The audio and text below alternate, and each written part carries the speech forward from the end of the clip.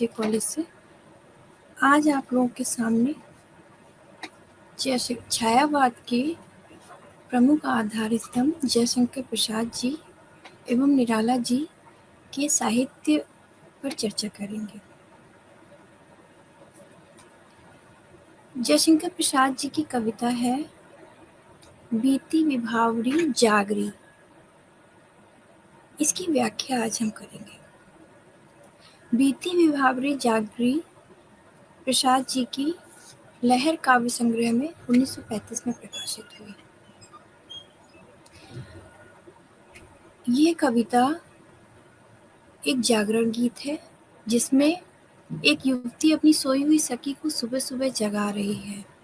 इसी के साथ इसमें प्रकृति का मानवीकरण भी किया गया है।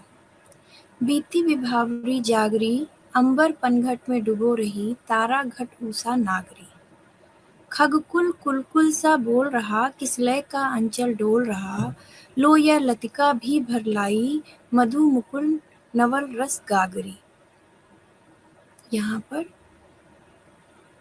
बीती हुई रात है उसको जगाया जा रहा है कि अब जाग जाओ, अंबर रूपी पनघट में तारा रूपी घटों को उषा रूपी सुंदर स्त्री डुबो रही है। मतलब कि अब रात बीत रही है और सुबह होने जा रही है। सुबह होने पर क्या होता है कि आकाश में जो तारागण होते हैं वो प्रकाश पड़ता है तो वो दिखाई देना क्षीण होने लगते हैं। तो वो ऐसे प्रतीत हो रहे हैं कि जैसे जो तारा रूपी घट है, तारा रूपी घड़े हैं, उनको जो है पनघट जो जहाँ पे पानी भरा जाता है, जो एक कुआं होता है, वहाँ पर स्त्रियां जाकर पानी भरती हैं। वहाँ पर वो जो उषा रूपी उषा मतलब कि जो सुबह रूपी स्त्री है, वो पनघट रूपी अंबर रूपी पनघट में तारा रूपी घड़ों को डुबो रही है। मतलब कि अब रात्रि समाप्ति की ओर है और प्रातःकाल की बेला आ रही है। जब प्रातःकाल होता है तो खगकुल मतलब पक्षियों के जो समूह हैं वो शोर कलरव करने लगते हैं प्रातःकाल की बेला में, क्योंकि उनका शयन का समय खत्म हो जाता है और वो उल्लास मनाते हैं और चहकना शुरू कर देते हैं। तो ध्वनि कैसी आती है? कुल की ध्वनि आती है। साथ ही जब हम पानी में घड़े को डुबाए स्वर आता है। और किसलय का अंचल डोल रहा, लो यह लतिका भी भर लाई। किसलय से आशय है कि जो कोपल होती है किसी पौधे की, उसका किसलय अंचल डोल रहा है। किसका? वो जो उषा रूपी स्त्री है, उसका आंचल किसका है? किसलय रूपी आंचल है। जैसे आंचल हवा में उड़ता रहता है, वैसे ही जो किसी पौधे का या पेड़ का नई कोपल आती है, किल्ला होता है, वो हवा में जैसे डोलता है, उसी प्रकार से किसलय रूपी आंचल उस स्त्री का डोल रहा है। लोया लतिका भी भर लाई। और ये जो लतिका है, बेल है, इसमें भी पराग भर गया है। मधु मुकुल नवस रस गागरी, उसमें भी जैसे कलियों में परागकण पराग रस होता है, वैसे ही उन पुष्पों में, नए पुष्पों में रस रूपी मधु की गागर भर गई है। अधरों में राग अमंद पिए, अलकों में मलयज बंद किए, तू अब तक सोई है आली, आंखों में भरे विहागरी। अब यहाँ पर जो सखी है, उनकी सहेली है, जो जगा रही है अपनी सहेली को, वो कह रही है कि अधरों में राग अमंद पिए। अधर जो है होठों को कहते हैं, उसमें लग रहा है कि कोई राग रूपी अमंद पी रखा है, राग रूपी मदिरा पी रखी है। अलकों में मलयज बंद किए। और अलग कहते हैं बालों को, तो बालों में लग रहा है जो खुशबू, मलयज, जो वास थी, सुगंध थी, उसको भर रखा था। तू उनको भरकर अब तक सोई हुई है मेरी सखी। आंखों में भरे विहागरी। विहाग जो है एक जो है विरह का राग है। तो आंखों में कैसा, जो जो सो रही है, उसकी जो सखी जो सो रही है, वो आंखों में विरह का राग भर के सो रही है, विरह विरह रूपी राग को भर के सो रही है। तो ये एक जागरण गीत है और इसमें जो सामान्य जागरण भाव के साथ ही वियोग का श्रृंगारिक प्रसंग भी जुड़ा हुआ है अंतिम पंक्तियों में। आगे जो उनकी कविता, जो गीत आपकी सिलेबस में है, वो है ले चल वहाँ भुलावा देकर, शीर्षक गीत है या कविता भी कहें। ये गीत भी लहर काव्य संग्रह में संग्रहित है, जो 1935 में प्रकाशित हुआ। इसमें यहाँ पर कवि जो है वो एक आकांक्षा कर रहा है कि जो यहाँ पर एक रहस्यवाद भी हमें दिखाई देता है, और इस पे कभी-कभी इस कविता पर पलायनवाद का भी आरोप लगता है, लेकिन ऐसा है नहीं। यहाँ पे रहस्यवाद है। यहाँ पर वो जो ईश्वर रूपी नाविक है या भाग्य रूपी, जो हमारा भाग्य है, जिसके अनुरूप हमारे तमाम कृत्य होते हैं, तो उसी से वो जो नाविक है, वो हमारे जीवन को जो दिशा तय करने वाला आधार है, उससे कवि की आकांक्षा है कि ले चल वहाँ भुलावा देकर मेरे नाविक धीरे धीरे, जिस निर्जन में सागर लहरी, अंबर के कानों में गहरी, निश्चल प्रेम कथा कहती हो, तज को कोलाहल की अवनी रे, जहाँ सांझ सी जीवन छाया, ढीले अपनी कोमल काया, नीले नयन से ढुलकाती हो ताराओं की पाती घनी रे। तो यहाँ पर कवि जो है उस जो भाग्य है या ईश्वर है, उससे वो कह रहा है कि मुझे जो है भुलावा देके, मुझे बहला के कहीं ऐसी जगह पर ले चलो, किसी ऐसे निर्जन स्थान पर ले चलो जहाँ पर जैसे सागर की लहरों में हम कहीं बहुत सागर के अंदर चले जाएं, सुदूर थल से, जमीन के टुकड़े से, तो वहाँ पर नीरवता होती है, क्योंकि वहाँ पर संसार का कोलाहल नहीं हमें सुनाई देता, तो एक निर्जनता है, वहाँ पे शांति है। तो उस निर्जन स्थान पर अंबर के कानों में गहरी, अंबर रूपी कानों में, देखिए यहाँ पर फिर मानवीकरण हो रहा है प्रकृति की, जो छायावाद की एक प्रमुख विशेषता है।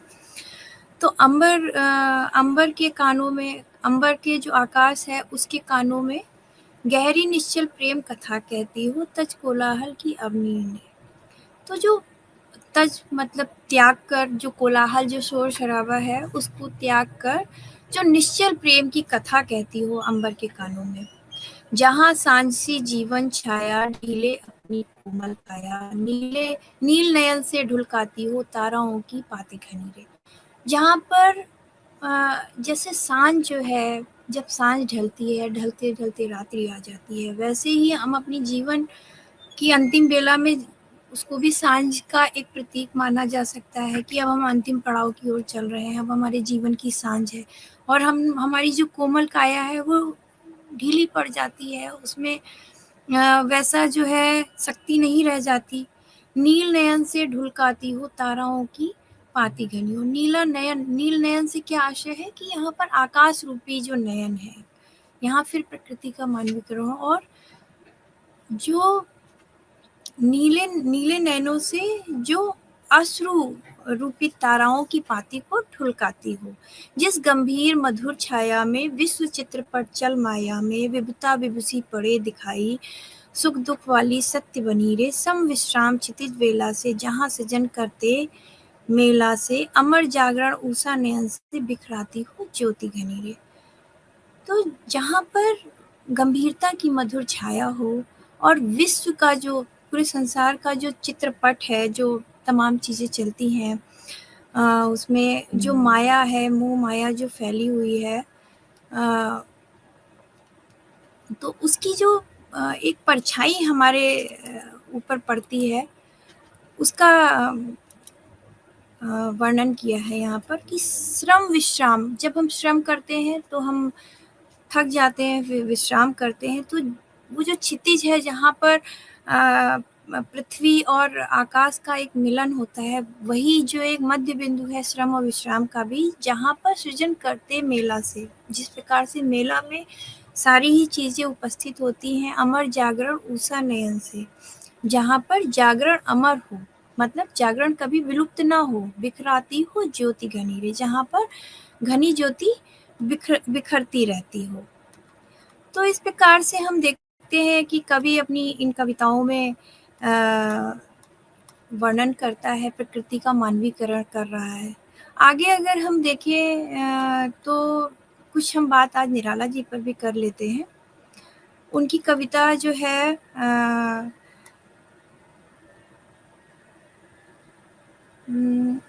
निराला जी से पर बात करने से पहले हम प्रसाद जी की एक कविता हिमाद्रि तुंग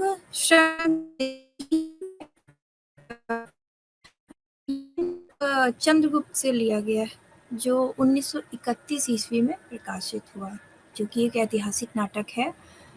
चंद्रगुप्त नाटक के चतुर्थ अंक में इसका वर्णन मिलता है, जिसके छठे दृश्य में है।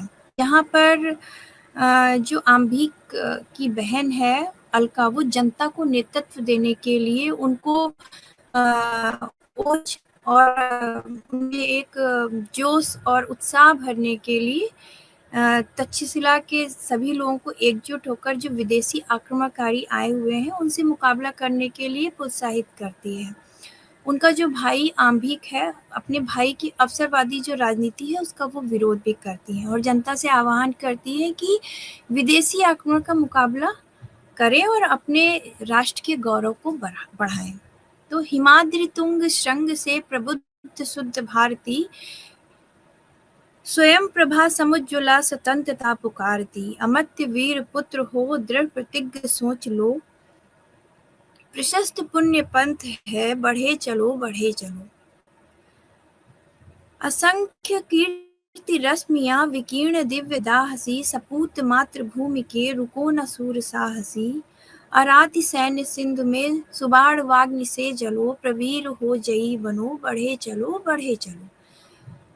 तो यहाँ पर प्रसाद जी अलका के माध्यम से कह रहे हैं कि हिमाद्रि तुंग श्रृंग से प्रबुद्ध शुद्ध भारती, जिसके आप ऐसे राष्ट्र में रहते हैं भारतवर्ष में जिसके पास में हिमालय जैसा ऊंचा शिखर है जिसके पास, और हमारी जो जनता है बहुत ही प्रबुद्ध है और शुद्ध है, शुद्ध आहार विचारों वाली है, और जो अपनी ही प्रभा से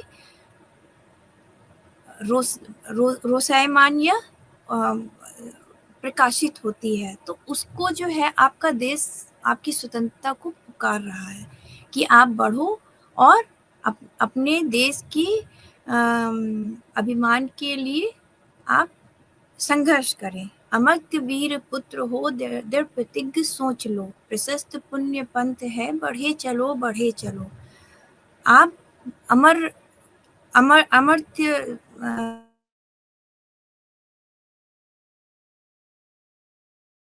प्रतिज्ञा लो और ऐसा सोच लो, प्रतिज्ञा लेके सोच लो कि प्रशस्त पुण्य पंथ है, ये आपका जो इतना पुण्यकारी पंथ है, जब आप स्वतंत्रता अपने राष्ट्र की स्वतंत्रता के संग्राम में लड़ने के लिए उतरते हैं तो वो पंथ जो है, वो रास्ता जो है बहुत ही प्रशस्त है, बहुत ही उस पे चल के आपको प्रशस्ति मिलेगी, आपको बहुत आपका उत्साहवर्धन होगा और आप की जो यश और कीर्ति है वो भी बहुत बढ़ेगी।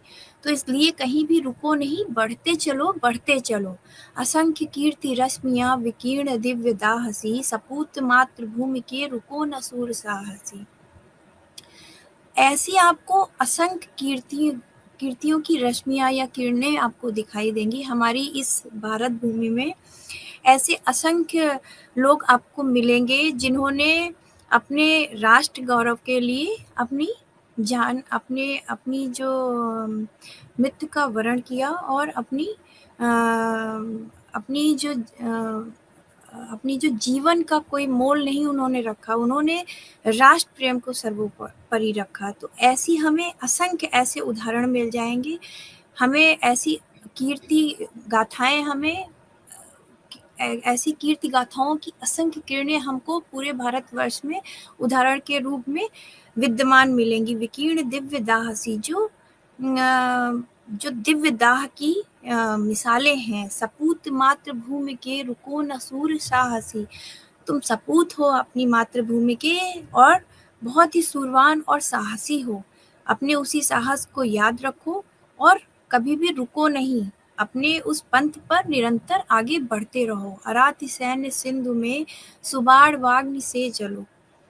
ये जो सैन्य सिंधु है, इसमें जैसे कि जंगल में या सागर में जो अग्नि जलती है, उसके जैसे जलो और जलते हुए आगे बढ़ो। वीर हो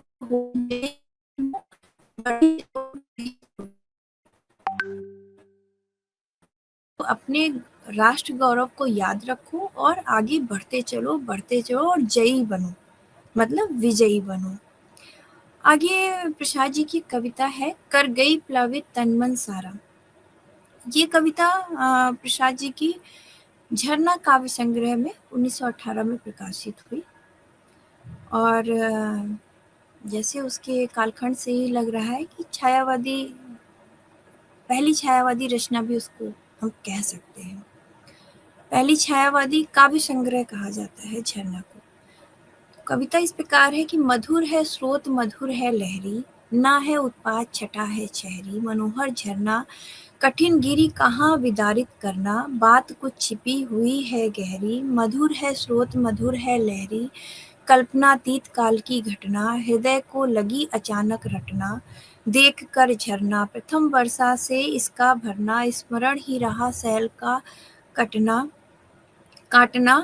कल्पनातीत काल की घटना, कर गई प्लावित तन मन सारा। एक दिन तब अपांग की धारा, हृदय से झरना बह चला जैसे गजल ढरना। झरना कैसा है? बहुत ही मधुर स्रोत है उसका, मधुरता है उसमें, एक कोमलता है, उसकी लहरों में भी मधुरता है। ना है उत्पात छटा है चेहरी, कहीं भी उत्पात नहीं है और बहुत छरहरी एक काया है उसकी, मनोहर झरना है। तो यहाँ पर देखिए फिर एक मानवीकरण हो रहा है, चेहरी की बात कह के, जैसे एक चेहरी या छरहरी युवती होती है जो बहुत दुबली पतली है, तो और मनोहारी उसका रूप और यौवन है, मधुर है। उसी प्रकार से उन्होंने झरने का वर्णन यहाँ पर किया है। कठिन गिरी कहाँ विदारित करना, और कहाँ कठिन गिरी मतलब कठोर पर्वत, उसको कोई विदारित कैसे कर सकता है? वो मधुर जो जल की धारा है वो क्या उसको तोड़ सकती है? बात कुछ छिपी हुई है गहरी, मधुर है स्रोत मधुर है लहरी, कल्पनातीत काल की घटना, हृदय को लगी अचानक रटना, देख कर झरना। तो इसमें कोई गहरी बात छिपी हुई है कि स्रोत तो मधुर है, लहर भी मधुर है, कल्पना से परे है ऐसी काल की घटना कि ऐसी कैसी बात हो गई कि प्रथम वर्षा से इसका भरना। जब बहुत दिनों तक ग्रीष्म ऋतु रहती है तो झरने सूख जाते हैं, लेकिन जब प्रथम वर्षा होती है या वर्षा ऋतु आती है और पहली ही वर्षा में वो भर जाता है। स्मरण ही रहा सैल का काटना, और सैल को भी काट दिया उस मधुर जो झरने का है, उसने सैल रूपी कठोर पर्वत को भी कैसे काट दिया।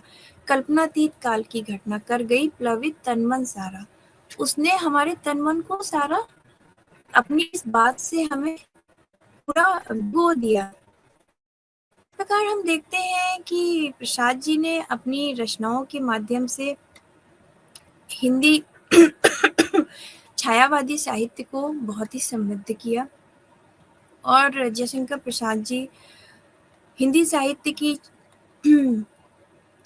को समृद्ध करने वाले अमूल्य निधि हैं, जिनकी कविताओं के माध्यम से आज हमने छायावादी कविता एवं गीतों को समझा। धन्यवाद।